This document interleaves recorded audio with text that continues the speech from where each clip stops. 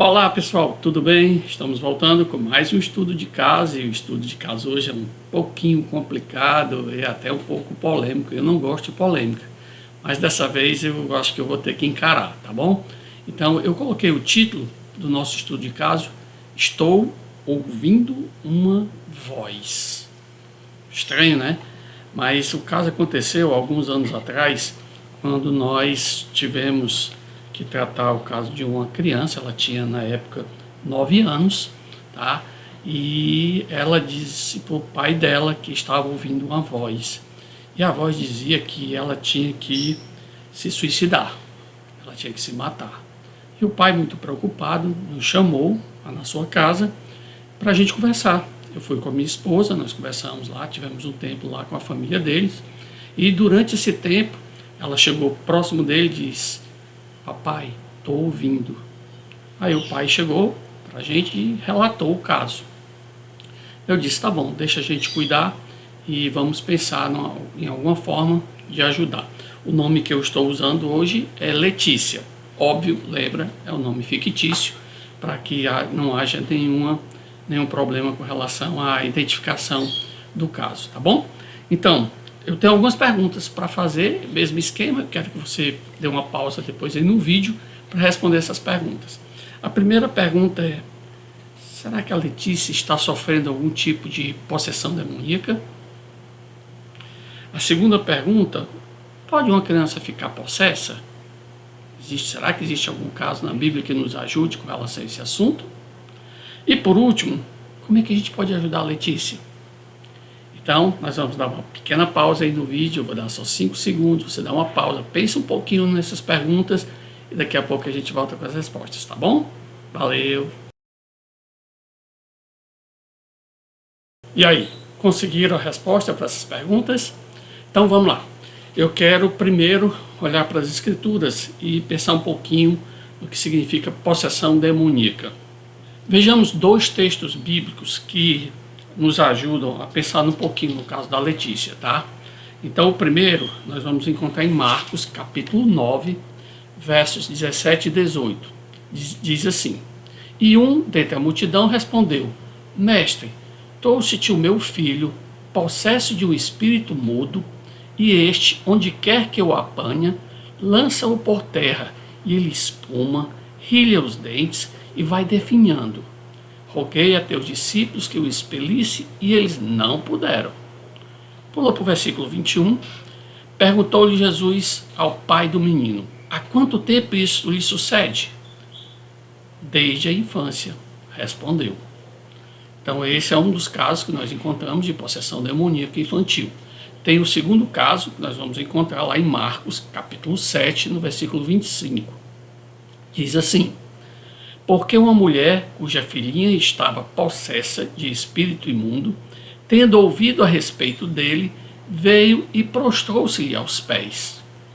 Então esses são os 2 casos que nós identificamos nas escrituras que tratam do assunto de possessão demoníaca infantil. Agora é importante nós observarmos 2 coisas. Primeiro, as crianças não são culpadas. Veja que a Bíblia não faz qualquer associação entre a possessão dessas crianças e algum tipo de pecado que elas pudessem ter. É fundamental nós entendermos esses pontos, tá?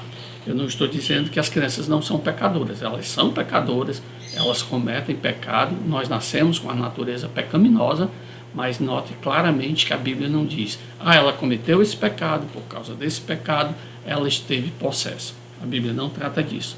E a segunda coisa que a gente tem que chamar a atenção é o foco dos 2 casos. Então o foco nesses casos foi a autoridade do Senhor sobre os demônios. Então, no primeiro caso, nós temos um pai com a fé bem fragilizada, que ele precisava ser fortalecida. E Cristo usou de misericórdia com aquele pai, fortalecendo a sua fé. E no segundo, nós temos uma mãe humilde, bem humilde, mas muito perseverante no poder do Senhor. E o Senhor usa do seu poder para curar a sua filha. Então fica muito claro nos 2 casos que a ênfase foi, primeiro, na compaixão de Cristo, ver o sofrimento daqueles 2 pais, no caso um pai e uma mãe. E a segunda Cristo trabalhou a fé desses pais para que pudesse ser fortalecida. E por último, óbvio, a libertação e a restauração daquelas duas crianças. Tá? A pergunta é, de que forma nós podemos ajudar a Letícia? Nós tentamos mostrar para a Letícia que ela não tinha motivo para ela querer morrer. Por que ela queria morrer? Primeiro, ela era uma crente no Senhor Jesus Cristo e ela tinha consciência que Deus a amava. E a segunda coisa que nós trabalhamos também é que ela tinha pessoas ao seu redor que amavam também. Os seus pais, o seu pai, a sua mãe. Então ela não tinha motivo para querer morrer. E foi muito interessante que quando nós tocamos no assunto da mãe, do amor da mãe dela, ela começou a fazer acusações graves contra a mãe dela. Logo, isso nos acendeu uma luzinha. Então, tinha algo aí que a gente tinha que trabalhar. Nós tínhamos que trabalhar o relacionamento da Letícia com a mãe dela. Então, o motivo de ela querer morrer não era vozes, mas uma mágoa gigante que ela tinha da mãe. E as vozes eram apenas um motivo de ela chamar a atenção. Eu não estou dizendo que ela não ouvia vozes. Eu estou dizendo que aquilo ali era tão forte no coração dela que era uma forma de ela chegar para o pai, para a mãe. E era muito interessante que muitas vezes ela relatava que falava com o pai sobre essas vozes, não falava com a mãe. Então nos acendeu uma luz muito forte que a gente tinha que trabalhar nesse relacionamento. Então, de que forma nós ajudamos a Letícia? A primeira coisa foi mostrar o pecado dela com relação à mãe dela. Ela tinha que tratar esse assunto com a mãe dela. Eu não vou entrar nos detalhes, tá? Porque não vem ao caso, mas existia um pecado aí entre elas que deveria ser tratado. E ela já bem crescidinha, com 9 anos, ela tinha condições sim de sentar com a mãe dela, dizer aquilo que magoava o coraçãozinho dela, para que ela pudesse tratar com a mãe. Então, note que nós não valorizamos em momento algum o aspecto das vozes. Por que eu não fiz isso? Porque a informação que ela nos passou já era o suficiente. Tinha o pecado, nós tínhamos que tratar, tínhamos que ajudá-la a tratar esse pecado. E a minha preocupação, a não dar muita ênfase nessa questão da voz, é para que a Letícia não tivesse uma confirmação no coração dela muito forte que aquela voz tinha qualquer ligação com algo demoníaco, algo satânico. Então nós tínhamos que mostrar para a Letícia que aquela voz não era fundamental. O fundamental agora era tratar o relacionamento dela com a mãe dela. E isso foi muito impactante na vida da Letícia. Nós devemos lembrar que existe uma diferença entre possessão demoníaca e opressão. Enquanto a possessão demoníaca, ela significa que a pessoa pertence ao diabo e que a sua vida está totalmente sendo dominada por algum demônio, no caso da opressão demoníaca, é um pouquinho diferente, porque a opressão é uma influência espiritual maligna que pode até ser muito forte, mas não significa necessariamente que a pessoa pertence ao diabo. Pode ser que pessoas descrentes elas possam ser totalmente oprimidas pelo diabo e não serem possessas. Agora, eu não acredito que pode um crente ser possesso, mas sofrer de opressão, eu acredito que sim.